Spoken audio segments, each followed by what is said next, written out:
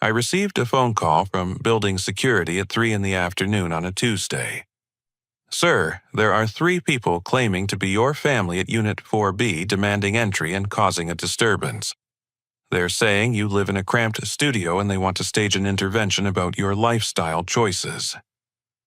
I looked up at my penthouse view overlooking downtown Seattle, then at my security monitor showing my parents and sister outside the wrong door 2 floors below. I smiled coldly and reached for my phone. The truth about my family runs deeper than most people would believe. Growing up in Spokane, Washington, I was always the black sheep in the Jameson household. My parents, Robert and Patricia, built their entire identity around conventional success. Dad sold insurance policies for 37 years, while Mom managed a small accounting firm. They lived for PTA meetings, neighborhood barbecues, and the approval of people they barely knew. My sister Amanda became their golden child the moment she married Derek, a corporate lawyer, who drove a BMW and owned a house with white picket fencing. They celebrated every milestone in her life like a personal victory. Her wedding photos still dominated their living room mantel, positioned to catch every visitor's attention. I represented everything they feared about modern America. 3 years ago, I dropped out of business school during my senior year to chase what they called computer fantasies. The final confrontation happened during Christmas dinner when I announced my plans to move to Seattle and start a tech company focused on cloud security solutions. "Charlton, you're throwing away your future for some video game nonsense," Dad had said, cutting his turkey with more force than necessary. "Real men get real jobs with real paychecks and real benefits." Mom chimed in with her favorite refrain, "What will we tell the neighbors when they ask what our son does for work, that he plays with computers in his basement?" Amanda laughed from across the table. "At least Derek and I can provide grandchildren who won't be raised by parents living paycheck to paycheck." That night, they presented me with an ultimatum: abandon my entrepreneurial dreams, return to business school, and follow their prescribed path to respectability, or lose their financial support entirely. When I chose my dreams over their approval, they cut off all contact. Phone calls went unanswered. Emails bounced back. Birthday cards stopped arriving. For 3 years, I tried reaching out during holidays and family birthdays. Every attempt met with silence or outright rejection.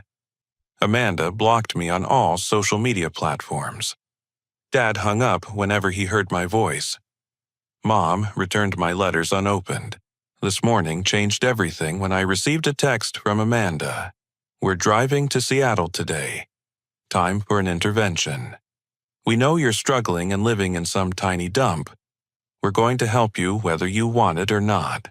I tried calling them immediately, but their phones went straight to voicemail. My stomach dropped when I realized they must have gotten my address from an old lease application from my first apartment in Seattle. 3 years ago, I actually did live in a 400-square-foot studio in Unit 4B of this very building. The irony would have been funny if it weren't so perfectly predictable. They had no idea that their failure of a son now owned the entire 12-story building as an investment property. My cloud security startup had gone public 6 months ago, making me worth $42 million. I'd purchased this Capitol Hill building 8 months ago and converted the entire top floor into a custom penthouse while maintaining the lower 11 floors as upscale rental units and office space for my expanding company. But my family still pictured me in that cramped studio, probably eating ramen noodles and struggling to pay rent. Their intervention wasn't motivated by love or concern. They were coming to Seattle to feel superior, to prove that their conventional wisdom had been right all along. The building's security system alerted me when their silver Honda Accord pulled into the visitor parking area. I watched through multiple camera angles as Dad pointed at the building and laughed clearly, making jokes about my living situation to Mom and Amanda. "Look at this dump he's living in now," I heard him say through the audio feed. 12 stories of low-income housing. We should have intervened sooner.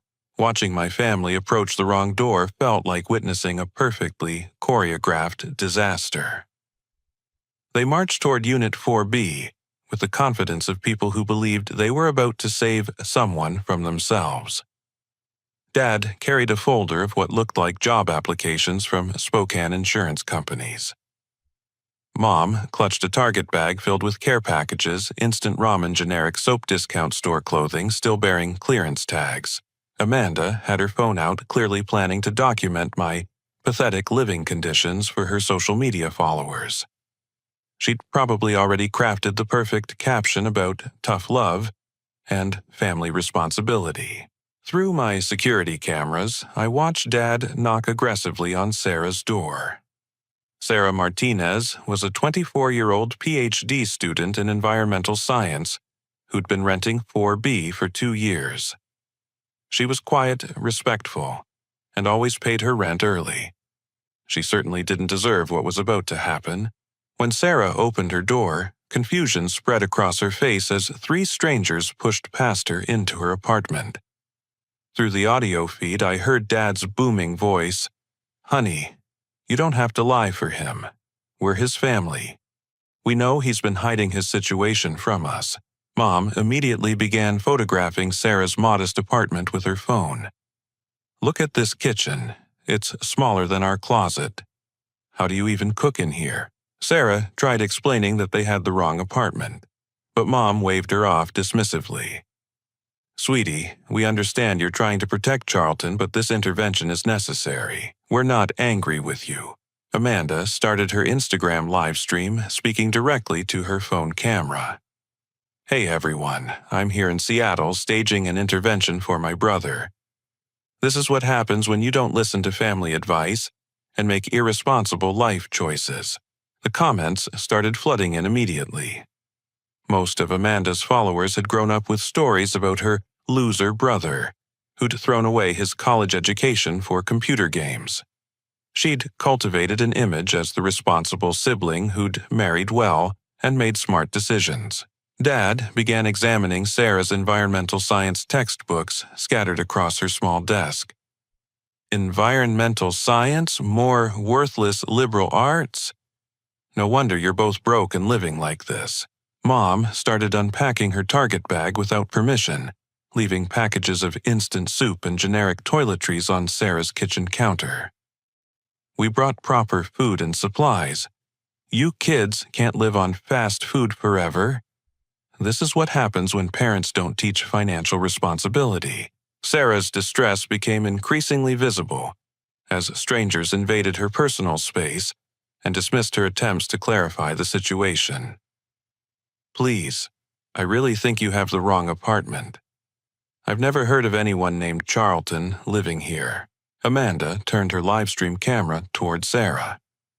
"This is probably his girlfriend or roommate. Look at this place, guys. This is why education matters. This is why you listen to your parents." Dad started opening Sarah's refrigerator and examining its contents. "Look at this. Organic vegetables, fancy yogurt, expensive coffee. You're clearly overspending on luxuries you can't afford. No wonder there's no money left for proper housing." Mom began rearranging Sarah's furniture without asking. "This couch is positioned all wrong. You need to maximize space in a place this small. We'll help you organize everything properly." The live stream comments grew more supportive of Amanda's family intervention. Viewers praised their dedication to helping their struggling son and his misguided girlfriend. Amanda basked in the validation, periodically reading positive comments aloud. "See, this is what real family support looks like," Amanda announced to her phone. "Sometimes you have to get tough with people you love. We're completely renovating my brother's life today, starting with his living space." Sarah retreated toward her bathroom, clearly overwhelmed by the invasion. She pulled out her own phone and started texting frantically, probably reaching out to friends or her boyfriend for help. Through my penthouse security room, I felt my anger building with each passing minute. This wasn't intervention or tough love. This was emotional bullying disguised as family concern. They were terrorizing an innocent graduate student while broadcasting their actions to hundreds of social media followers. The situation escalated when Dad started going through Sarah's personal belongings, picking up framed photographs and examining her mail. Bills, bills, just like I expected. Charlton, wherever you're hiding, you need to face reality about your financial situation. Mom discovered Sarah's small collection of houseplants on the windowsill. These are just going to die in this environment. Plants need proper lighting and space. This is exactly the kind of impractical spending that keeps people poor. Amanda filmed everything, providing running commentary for her audience. We're going to turn this place around completely.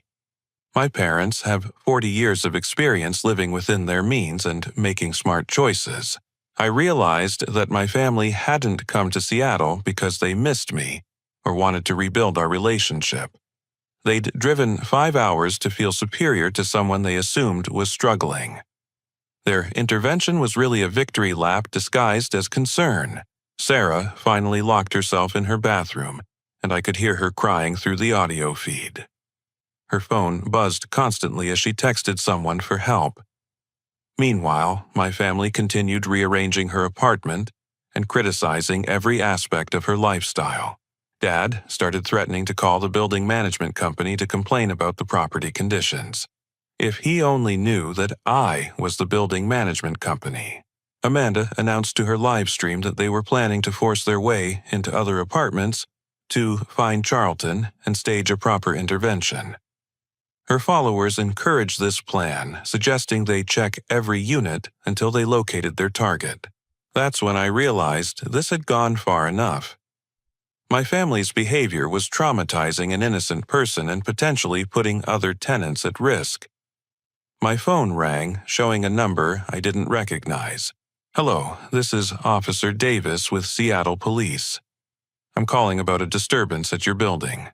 My girlfriend Sarah Martinez says strangers have broken into her apartment and won't leave. She says you're the building owner, Officer Davis. Sarah's boyfriend was a cop, and he was on his way to arrest my family for breaking and entering. The irony of calling police on my own family wasn't lost on me, but their behavior had crossed every reasonable boundary." Through my security feeds, I watched Sarah's situation deteriorate. As my family's sense of entitlement grew more aggressive, Officer Davis had explained that he was off duty but responding to his girlfriend's emergency call. He'd be arriving with backup within 10 minutes, and he wanted to speak with me as the building owner before taking any action. I knew Davis from several charity events around Seattle. The Seattle Police Foundation had honored my company for our cybersecurity donations to help protect city databases. Davis had been there representing the Patrol Officers Union, and we'd had several conversations about technology and community safety. Meanwhile, my family's behavior reached new levels of invasiveness. Dad had started going through Sarah's bedroom, claiming he was looking for evidence of drug use or financial fraud. Mom was in the kitchen throwing away Sarah's organic food and replacing it with processed alternatives from her Target bag. This expensive organic nonsense is why young people can't afford proper housing, Mom declared to Amanda's live stream audience. We're teaching them about budgeting and priorities. Amanda directed her camera toward Sarah's closed bathroom door. We think Charlton might be hiding in there. This is typical behavior for someone avoiding responsibility. The live stream comments had grown uglier, with viewers suggesting increasingly invasive tactics for helping their struggling family member. Some recommended searching for drugs, others suggested calling social services, and many praised the family for their tough love approach. My phone buzzed with notifications from various building systems. Mrs. Chen from 4A had called the front desk about violent voices and crying coming from the apartment next door. Jake Williams from 4C, an Iraq veteran dealing with PTSD, had started having an anxiety attack triggered by the shouting and had requested that building security check on the situation. Marcus Thompson. My building security guard called my penthouse line directly. "Mr. Charlton, we've got a situation in 4B. 3 people claiming to be your family are harassing Miss Martinez. They're saying they're staging some kind of intervention. Should I call the police?" "The police are already en route, Marcus. Officer Davis is Sarah's boyfriend, and he's bringing backup. I'm coming down to handle this personally." "Sir, these people are claiming you live in 4B and that Miss Martinez is lying about the situation. They're demanding access to other units to look for you." That revelation hit me like cold water. My family was planning to terrorize other tenants in their search for me. Mrs. Chen was an 83-year-old widow whose husband had died in the building 5 years ago. Jake was struggling with combat trauma and couldn't handle unexpected confrontations. Several other units housed young families with small children. Through my security system, I could see the chaos spreading. Dad had started banging on Mrs. Chen's door demanding information about my whereabouts. Mom was in the hallway taking pictures of apartment numbers and building conditions to document Charlton's living situation for social media. Amanda's live stream had attracted over 1,000 viewers, many of whom were screenshotting and sharing clips across other social platforms. Local Facebook community groups were beginning to discuss the family intervention happening in Capitol Hill, with many residents expressing support for the parents' efforts to help their struggling son. The potential damage to my reputation and my company became clearer by the minute. Several of my business partners had texted me about social media posts mentioning my name in connection with family drama. My company's stock price had already dipped slightly as day traders reacted to the scattered social media mentions. Sarah's boyfriend had obviously briefed his backup officers about the situation because my security cameras showed 3 police cars arriving simultaneously. Officer Davis emerged from the first vehicle looking determined and professional. I made a decision that would change everything. Taking my private elevator down from the penthouse, I prepared to face my family for the first time in 3 years. But this wouldn't be the reunion they expected. When the elevator doors opened on the 4th floor, chaos greeted me. Dad was arguing with Marcus about building security policies. Mom was photographing apartment hallways while making disparaging comments about the low-income housing conditions. Amanda was live-streaming the entire scene describing their heroic efforts to save their brother from poverty and bad influences. Officer Davis stood in the hallway taking statements from other disturbed tenants. Mrs. Chen was visibly shaken, explaining how the shouting and banging had frightened her. Jake was struggling with anxiety, his hand shaking as he described how the unexpected confrontation had triggered flashbacks to combat situations. When my family saw me step off the elevator, their reactions revealed everything I needed to know about their true motivations. "There you are," Mom exclaimed triumphantly. "We've been looking everywhere for you in this maze of poverty." Dad pointed an accusatory finger. "Charlton, this is exactly what we predicted would happen. Look at this place. Look at how you're living." Amanda immediately turned her livestream camera toward me, providing commentary for her audience. "There he is, everyone. This is my brother who threw away his college education and abandoned his family for this, but Officer Davis stepped forward with a professional demeanor that surprised my family. Mr. Charlton, thank you for coming down. These people claim to be your family. Can you confirm their identity and help us resolve this situation?" My family looked confused by the officer's respectful tone. They'd expected to find me cowering in shame, not being treated with deference by law enforcement. "Officer Davis, these are indeed my parents, Robert and Patricia Jameson, and my sister Amanda Wilson. However, they're trespassing in my building and have been harassing my tenants for the past 2 hours." The word "my" hung in the air like a revelation that shifted everything. Dad laughed dismissively. "Your building, Charlton, stop embarrassing yourself in front of these people. This is exactly the kind of delusional thinking that got you into this mess. Officer Davis pulled out his tablet and showed my family the building ownership records he'd accessed through the police database. According to city records, Charlton Jameson is indeed the sole owner of this property. He purchased the building 8 months ago for $4.2 million. The silence that followed was deafening. Amanda's live stream audience watched as her confident commentary dissolved into shocked silence. The comments exploded with confusion and questions about what was really happening. Mom stared at the ownership documents on Officer Davis's tablet. That's impossible. He's been living in poverty. He dropped out of college. He doesn't have that kind of money. I pulled out my phone and showed them the building management app that controlled everything from elevator access to security cameras. This is how I've been watching you harass Sarah for the past 2 hours. Every moment has been recorded. The security footage played on my phone screen showing their forced entry into Sarah's apartment, their invasion of her privacy, and their plans to search other units. Amanda's own livestream provided additional evidence of their premeditated harassment. I live in the penthouse. I continued calmly. The entire top floor. I converted it myself after buying the building as an investment property. Dad grabbed my phone, staring at the security interface that showed multiple camera angles throughout the building. His face went pale as he realized the scope of what I'd built. "This has to be some kind of fraud," he said desperately. "There's no way you could afford any of this." Officer Davis consulted his notes. "Mr. Charlton, do you want to press charges for breaking and entering harassment and destruction of property? We have multiple witnesses and video evidence." Amanda's live stream exploded with comments as viewers realized they'd been watching 3 adults harass a graduate student while searching for a millionaire building owner who'd been watching their every move from his penthouse.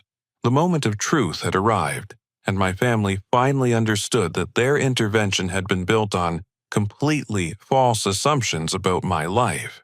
The elevator ride to my penthouse felt like ascending through different layers of reality. My family stood in stunned silence as we rose past floors they'd assumed represented the height of my ambitions. Officer Davis accompanied us, his professional demeanor providing a stark contrast to my family's growing unease. Amanda had turned off her live stream, but not before her audience witnessed her confident narrative collapse in real time. The comments had shifted dramatically from support for her family's intervention to criticism of their invasive behavior toward an innocent graduate student. "This elevator requires a special key card," I explained as I swiped my access card for the penthouse level. "Only I have access to the top floor." Dad stared at the brass buttons, noting that the 12th floor was marked private residence. His insurance salesman mind was clearly trying to calculate the value of having an entire floor in a Capitol Hill building. When the elevator doors opened, my family stepped into a 4,000 square foot space with floor-to-ceiling windows offering panoramic views of downtown Seattle, Elliott Bay, and the Olympic Mountains. The late afternoon sunlight streamed through triple-pane glass, illuminating custom hardwood floors and contemporary furnishings that cost more than most people's annual salaries. Mom's hand went to her throat, a gesture I remembered from childhood whenever she encountered something that challenged her understanding of the world. "Charlton, how is this possible?" I led them through the main living area past my chef-quality kitchen with its granite countertops and professional-grade appliances. The open floor plan flowed seamlessly from entertainment space to dining area to a home office equipped with 6 large monitors displaying real-time financial data. I started Cloud Secure Solutions 3 years ago. I explained, settling into my desk chair and pulling up my company's public trading information on the main monitor. "We went public 6 months ago. Our stock has increased 47% since the initial offering." Officer Davis examined the business documentation I showed him, including SEC filings and quarterly reports that established my company's legitimacy and value. "Mr. Charlton, I apologize for any confusion, but we needed to verify the situation before determining how to proceed. Amanda sank into one of my leather chairs, staring at her phone screen where her live stream replay was already generating thousands of shares and comments. Her followers were demanding explanations for why she'd been harassing a graduate student while claiming to help her struggling brother. "But you never told us about any of this," Patricia said weakly. "We had no idea you were successful." I opened my email archives on one of the monitors showing dozens of messages I'd sent over the past 3 years. Birthday greetings, holiday cards, business updates, and repeated attempts to share my achievements with them. Every single message had been returned unread or had received hostile responses telling me to stop bothering them. "I tried to maintain contact for 2 years," I said, scrolling through the evidence. Every phone call was hung up on. Every email was either ignored or returned with insults. Every attempt at reconciliation was met with demands that I abandon my career and return to Spokane to get a real job selling insurance like Dad. Officer Davis reviewed the email documentation, noting timestamps that showed my persistent efforts to maintain family relationships despite consistent rejection. These communications show a clear pattern of attempted contact followed by dismissal. Dad was standing by the window staring out at the Seattle skyline. The view from my penthouse included several landmark buildings worth hundreds of millions of dollars. The Space Needle was visible in the distance, along with the waterfront and ferry terminals that connected Seattle to the broader Pacific Northwest. "Your company," he said slowly. "What exactly does it do?" I pulled up CloudSecure's website on the main monitor showing our client list that included major corporations, government agencies, and international organizations. "We provide cybersecurity solutions for cloud-based data storage. Our software protects sensitive information for companies with millions of customers." The technical explanation meant nothing to Dad, but the client logos on our website clearly impressed him. Names he recognized from insurance industry partnerships, major banks, healthcare systems, and technology companies that employed thousands of people. Mom was examining my awards wall, which displayed recognition from business organizations, technology associations, and charitable foundations. Entrepreneur of the Year from the Seattle Chamber of Commerce.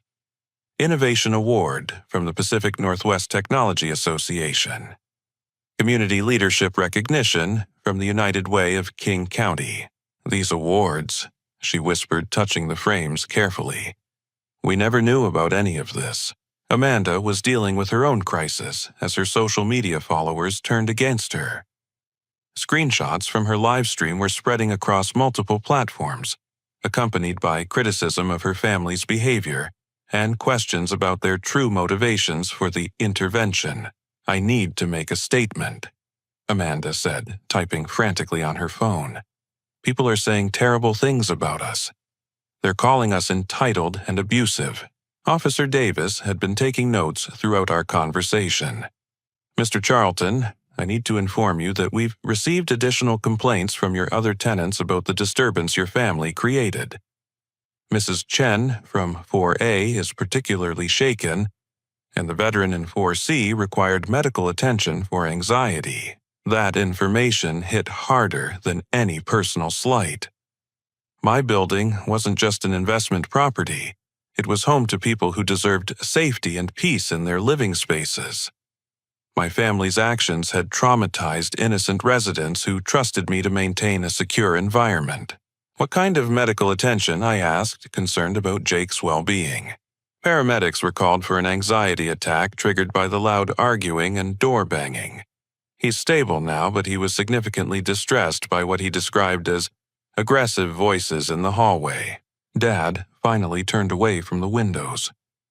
"We didn't know about any neighbors. We were just trying to help." "Help with what exactly?" I asked.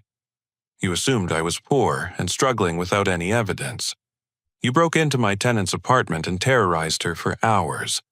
You planned to force your way into other units to continue your search." At what point was any of that helpful? The room fell silent as my family confronted the reality of their actions. They hadn't come to Seattle out of love or concern. They'd come to validate their belief that rejecting me had been the right choice. And when that validation required hurting innocent people, they'd been willing to pay that price. Officer Davis closed his notebook. Mr. Charlton, you have multiple options for how to proceed legally. The evidence clearly supports charges of breaking and entering harassment and filing false reports. Your family members could face both criminal and civil liability. Amanda looked up from her phone with tears in her eyes. Charlton, we made a mistake. We thought we were helping. Can't we just apologize and go home? I stood up and walked to the windows, looking down at the city I'd made my home. 3 years ago, I'd left Spokane with a laptop, a business plan, and hoped that my family might someday be proud of what I could accomplish. I'd built something meaningful and successful, but the people I'd wanted most to share it with had spent that time assuming I was failing. The question isn't what you can do to fix this, I said, finally. The question is what I'm going to do to protect the people who actually matter to me now. Officer Davis waited for my decision, his pen poised over his citation book. My family waited too, finally, understanding that they had no power in this situation and no right to demand forgiveness. Outside my windows, Seattle continued its daily rhythm of commerce, creativity, and community. Somewhere, 12 floors below, Sarah was probably still shaken from being invaded by strangers who'd dismissed her words and violated her space. Mrs. Chen was probably questioning whether her building was still safe. Jake was dealing with trauma symptoms triggered by my family's thoughtless aggression. The choice ahead would define what kind of person I'd become in my success and what kind of community I wanted to build. Officer Davis's radio crackled with updates from the building's ground floor. Additional patrol units had arrived after Amanda's false emergency call triggered a larger police response. The 911 dispatcher had classified her report as a potential hostage situation when she claimed I was holding my family against their will in an illegally occupied building. Mr. Charlton, Officer Davis said after receiving the radio update, your sister called 911 20 minutes ago, claiming you were detaining your family unlawfully. When dispatch checked property records and found you as the legitimate owner, they reclassified her call as a false emergency report. Amanda's face went white. I was scared. I thought something was wrong with Charlton's situation and I wanted help. Making a false emergency report is a misdemeanor offense that carries fines up to $5,000 and potential jail time, Officer Davis explained matter-of-factly. It diverts emergency resources from genuine crises. My phone buzzed with a call from Marcus, the building's security guard. Mr. Charlton, there's a news van outside and more family members just arrived, claiming they're here for an intervention. They're demanding access to the building. Through my security cameras, I could see Uncle Frank and Aunt Helen climbing out of their pickup truck. Uncle Frank was Dad's older brother, a retired Army sergeant who'd spent his post-military career believing that discipline and authority could solve any problem. Aunt Helen worked as a church secretary and had opinions about everyone else's moral failings. More family members, Officer Davis asked, noting the information in his report. My uncle and aunt from Spokane, I said, watching them march toward the building entrance with the same self-righteous determination my parents had displayed hours earlier. Someone must have called them for backup. Dad looked embarrassed. Patricia called them when we realized the situation was more complicated than we'd expected. We thought you might be in some kind of trouble and needed family support. On my security monitors, I could see Uncle Frank arguing with Marcus at the front desk, demanding immediate access to my penthouse. His military bearing and authoritative voice were clearly intimidating the security guard who was trained to handle typical tenant issues, not family confrontations. Amanda was frantically responding to social media comments on her phone. People are sharing screenshots of our live stream everywhere. They're calling us worst family ever and entitled monsters. Some people are saying they're going to boycott Dad's insurance business, That last part caught my attention. Dad's insurance agency in Spokane was a small operation that relied heavily on word-of-mouth referrals and community reputation. If the viral social media attention damaged his local standing, it could seriously impact his livelihood. Mom had been examining my business awards in silence, but she finally spoke up. "Charlton, we genuinely thought we were helping. When Amanda found your old address, we assumed you were still struggling. We never imagined you'd become so successful."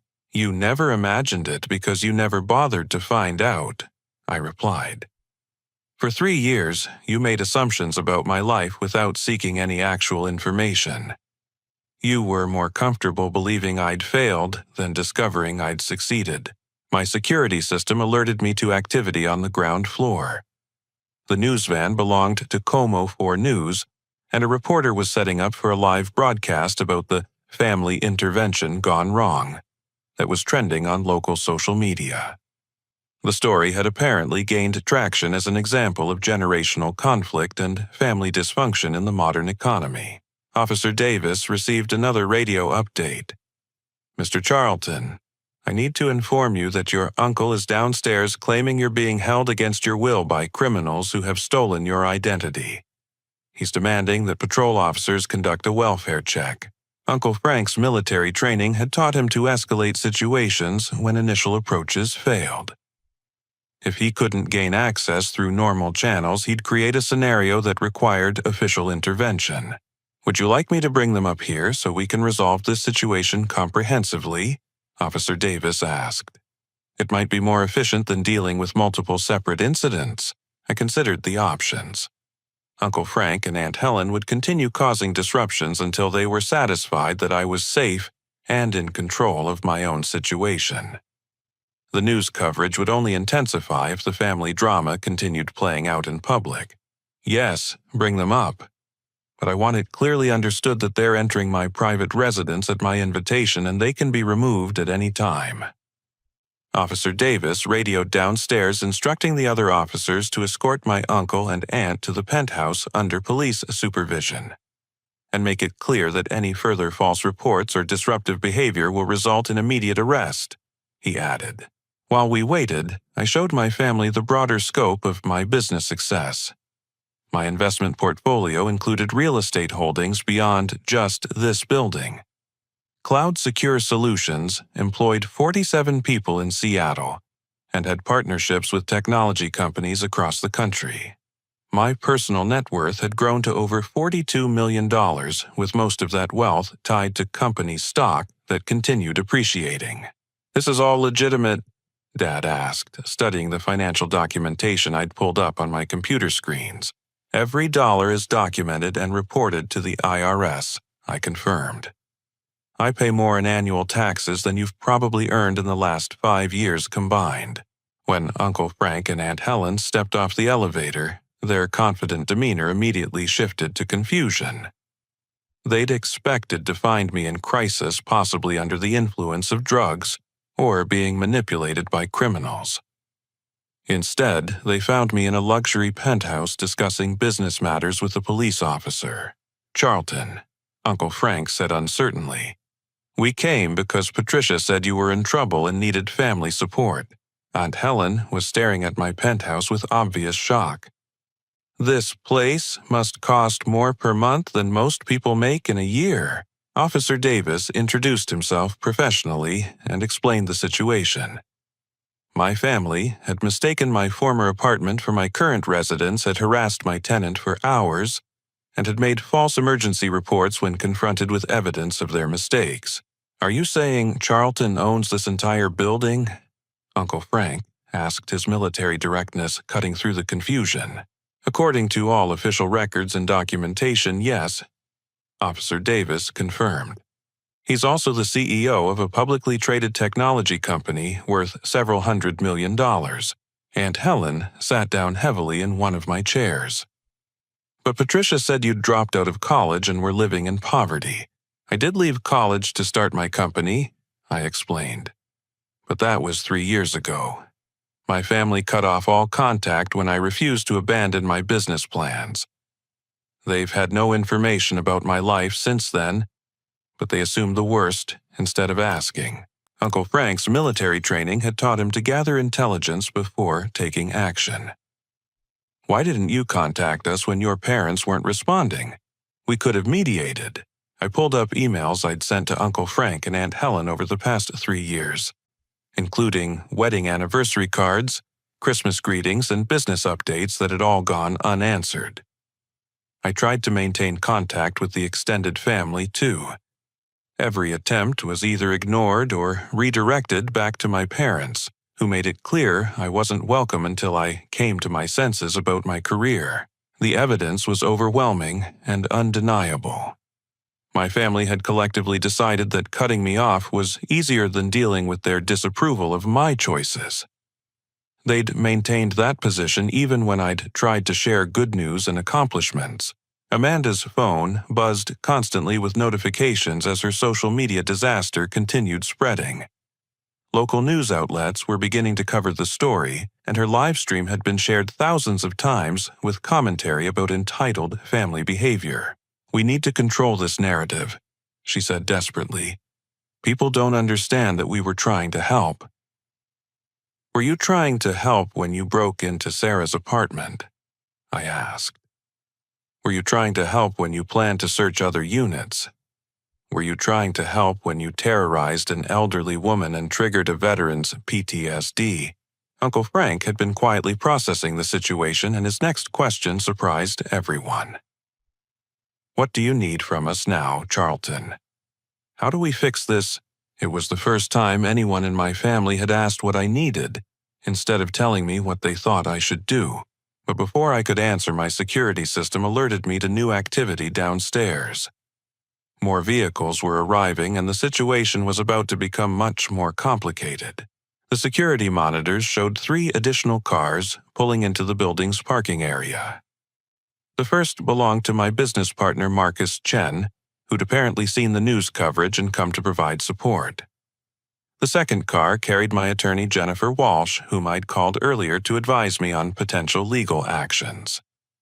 The third vehicle was another news van, this one from a local radio station that had been following the viral social media story. Uncle Frank noticed the new arrivals on my security screens. "This situation is getting out of control. We need to resolve it before it damages everyone involved." Amanda was having her own crisis, as her social media followers continued abandoning her. My follower count has dropped by 15% in the last hour. People are canceling partnerships and sponsorship deals. This is destroying my influence career. Officer Davis received a radio call informing him that building tenants were requesting updates about their safety. Mrs. Chen had called the front desk 3 times, asking whether the dangerous people had been removed from the building.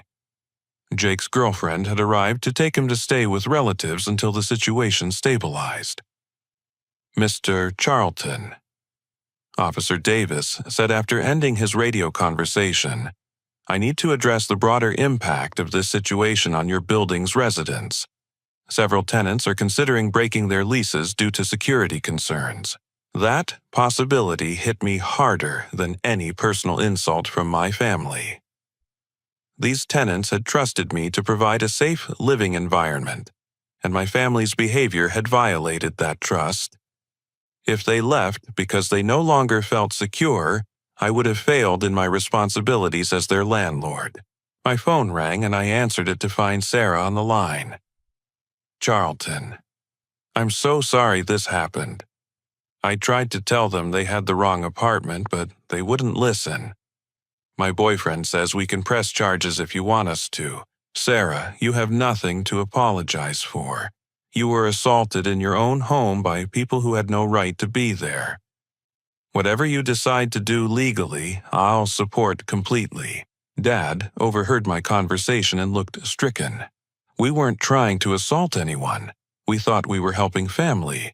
You broke into her apartment without permission," I said after ending the call. "You searched her belongings, rearranged her furniture, threw away her food, and refused to leave when she asked you to. The fact that you thought you were justified doesn't change what you actually did. Aunt Helen had been crying quietly, apparently overwhelmed by the scope of the situation. We never imagined it would escalate like this. We just wanted to support you through what we thought was a difficult time. Jennifer Walsh, my attorney, arrived via the elevator and immediately took control of the legal aspects of the situation. She'd brought comprehensive documentation about potential criminal and civil charges my family could face, including detailed explanations of Washington state laws regarding breaking and entering harassment and false reporting. Mr. Jameson. She addressed my father formally. You and your family members have committed several serious offenses today. Breaking and entering alone carries potential jail time and significant fines. Add harassment, property damage, and false emergency reports, and you're looking at substantial legal consequences. My business partner Marcus had a different concern. Charlton, the social media coverage is affecting our company's reputation. Some clients are expressing concerns about associating with personal drama, and our stock price has dropped 3% since this morning. That revelation forced me to confront the broader implications of my family's actions. Their behavior wasn't just affecting me personally. It was potentially damaging the livelihoods of 47 employees who depended on our company's success. Uncle Frank's military experience gave him a practical perspective. What would it take to resolve this situation in a way that minimizes ongoing damage to everyone involved? Jennifer Walsh consulted her legal documentation.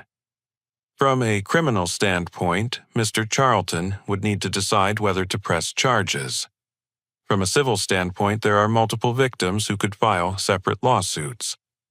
The graduate student who was harassed, the other tenants who were disturbed, and potentially the business for reputational damage. Amanda was still dealing with her social media crisis. People are finding Dad's insurance agency website and leaving negative reviews. They're calling for boycotts and posting screenshots from my live stream on every business review site. Dad looked genuinely panicked for the first time. My business depends on community trust. If this destroys my reputation in Spokane, I could lose everything I've worked for. The irony wasn't lost on anyone. My family had spent 3 years assuming I was a failure who would damage their social standing. Now, their attempt to rescue me was destroying their own reputations and threatening their financial security. Officer Davis had been monitoring radio communications about other disturbances around the city. Mr. Charlton, I need to inform you that this situation is requiring significant police resources. We have 4 patrol cars at your building, paramedics on standby for the veterans' ongoing anxiety issues, and additional units responding to related calls. Marcus Chen pulled me aside for a private conversation. Charlton, our board of directors is concerned about this becoming a long-term distraction. They're asking whether you need to take a leave of absence to handle family issues. That suggestion felt like a punch to the stomach.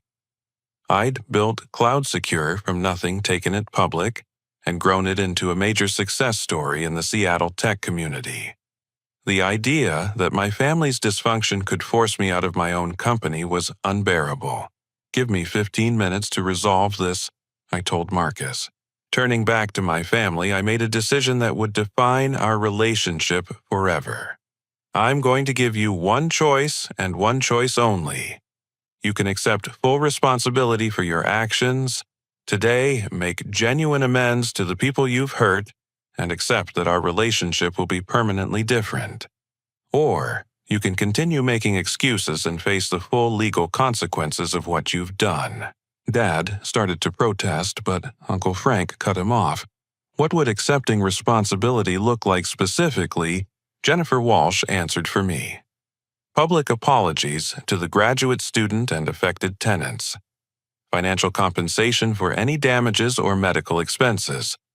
Formal retractions of all false social media posts. And binding agreements to avoid any future contact with Mr. Charlton's business operations or building tenants.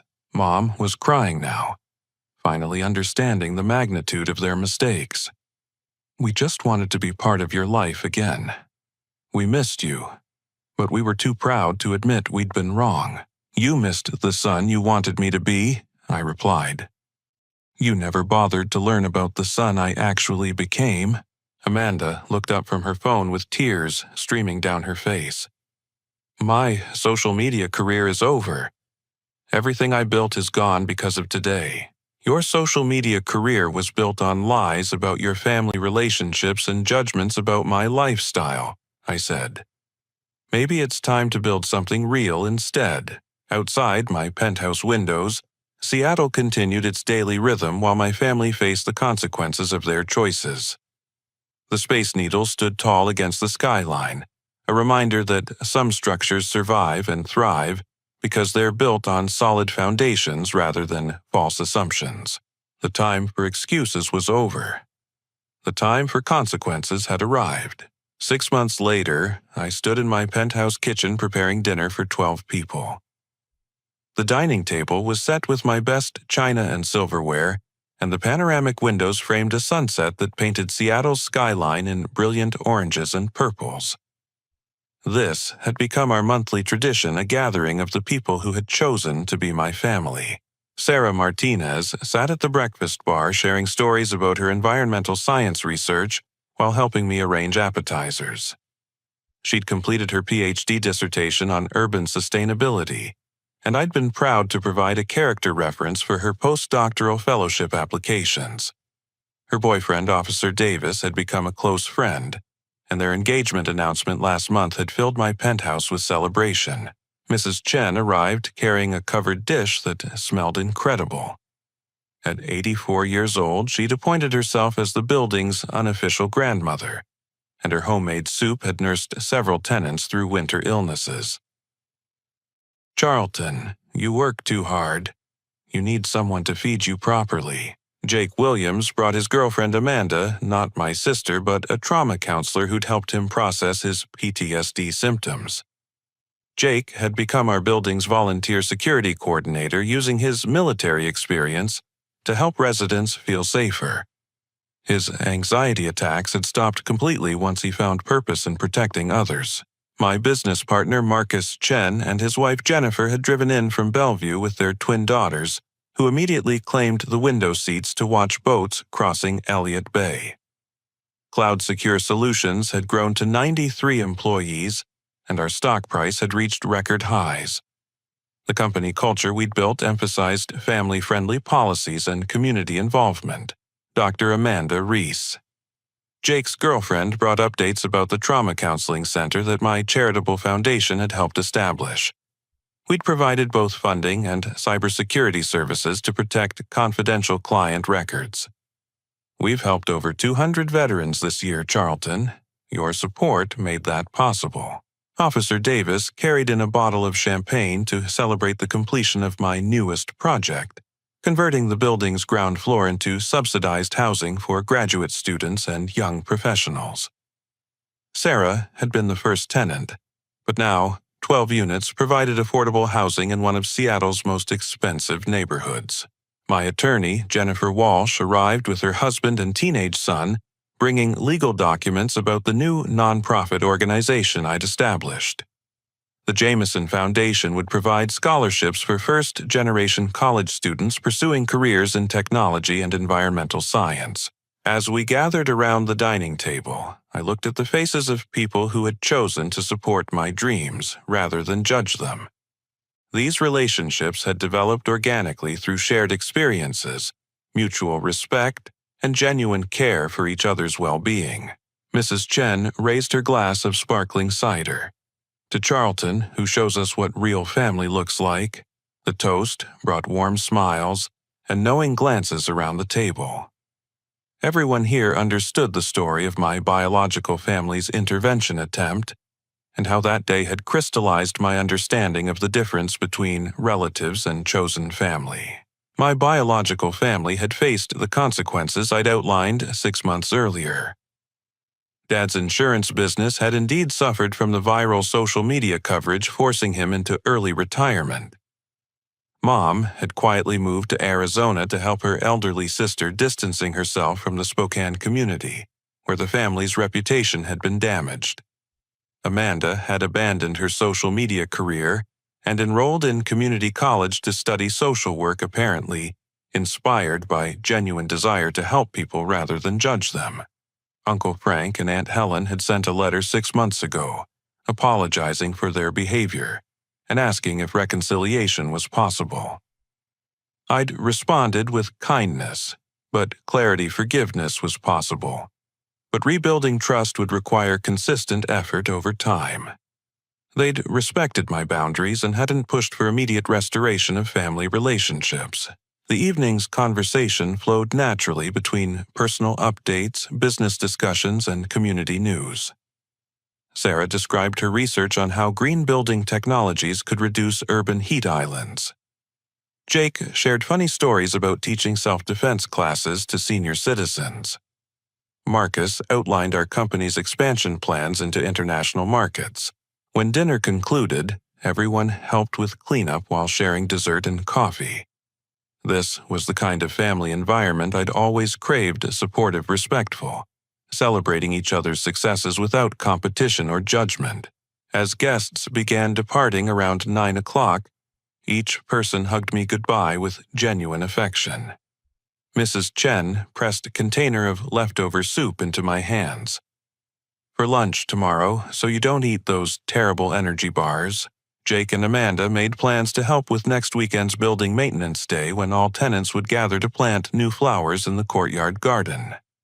Officer Davis and Sarah set a date for cake tasting at a bakery downtown as they planned their spring wedding.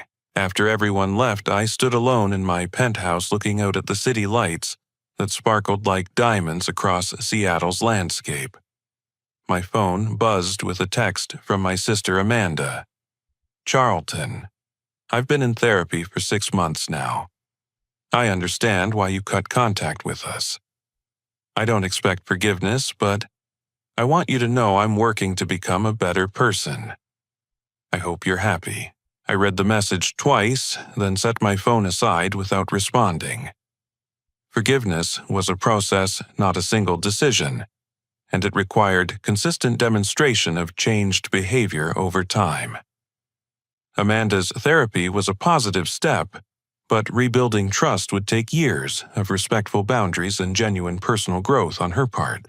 The evening had reminded me of the most important lesson from my family's intervention attempt. Real family isn't defined by blood relationships or shared DNA. Real family consists of people who celebrate your successes, support you through failures, and treat you with respect even when they disagree with your choices. My biological family had spent 3 years assuming I was failing, and one day trying to destroy what I'd built, while my chosen family had spent years supporting my growth and defending my success. The difference wasn't subtle, it was transformational.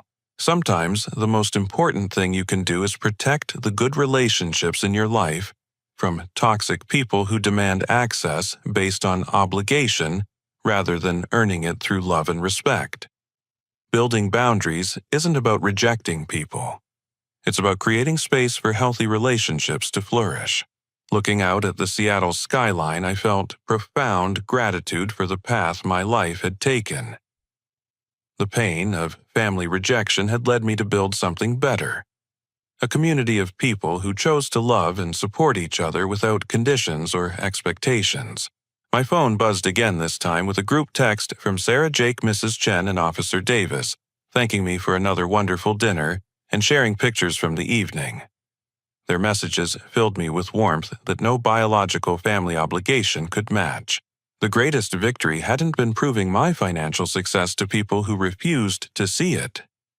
It had been recognizing that I'd already built the loving, supportive family I'd always wanted, just not with the people who shared my DNA. As I prepared for bed, I felt deep peace about the choices I'd made and the relationships I'd cultivated.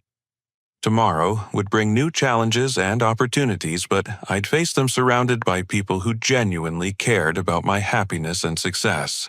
Have you ever had to choose between toxic family members and your own well-being? Sometimes the hardest decision is recognizing that blood relationships aren't automatically healthy relationships. and that chosen family can provide the love and support that biological family sometimes cannot. I'd love to hear your thoughts about building healthy boundaries with difficult relatives while creating supportive communities with people who truly care about your growth. If this story resonated with you, please like this video to help others find it. Subscribe to my channel for more stories about overcoming family challenges and building successful relationships. Share this story with anyone who might benefit from hearing about chosen family and healthy boundaries.